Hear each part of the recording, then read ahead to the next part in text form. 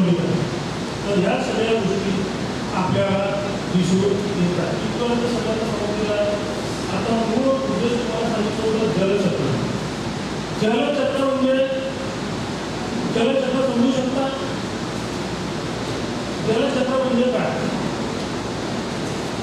पाणी कसं येते हे मागे तुम्हाला थोडं समजून सांगितलं. पाणी कुठं येते, कुठून येते? पाणी कुठून येते? आभाळातून पावसाच्या रूपात आपल्याला पाणी मिळते. ते कुठं असते? मग भूपृष्ठावर. नदी, नाले, तलाव, विहिरी जे काही भूपृष्ठावर भूपृष्ठावर गेलं भूपृष्ठावर नदी, नाले, तलाव एवढे सगळे त्याच्यामध्ये पाणी जमा होते. मग हे जमा पाऊस येऊनच राहिला तर हे पाणी जमा व्हायला पाहिजे, अजून वाढायला पाहिजे. उन्हाळ्याच्या दिवसामध्ये नदी, नाले, तलाव, ओढे हे भरगच्च भरलेले असतात का?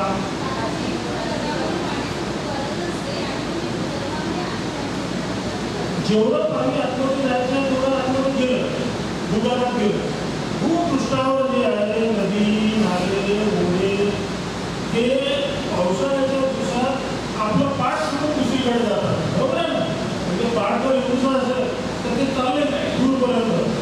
पण उन्हाळ्याच्या दिवसात आपल्याला ते पाठ येऊन झाले तिथे कोरड झाले असते का? कारण ते समजू शकता पाण्याचं प्रमाण का कमी होतं? पाऊस येऊनच राहिला, नदी नाल्याचं वाढलेलं आहे. मग तसं तसं व्हायला पाहिजे ना. किंबहुना आपण समजू त्याच्यातलं काही अंश पाणी म्हणजे 1-2% पाणी जमिनीत गेलेलं आहे.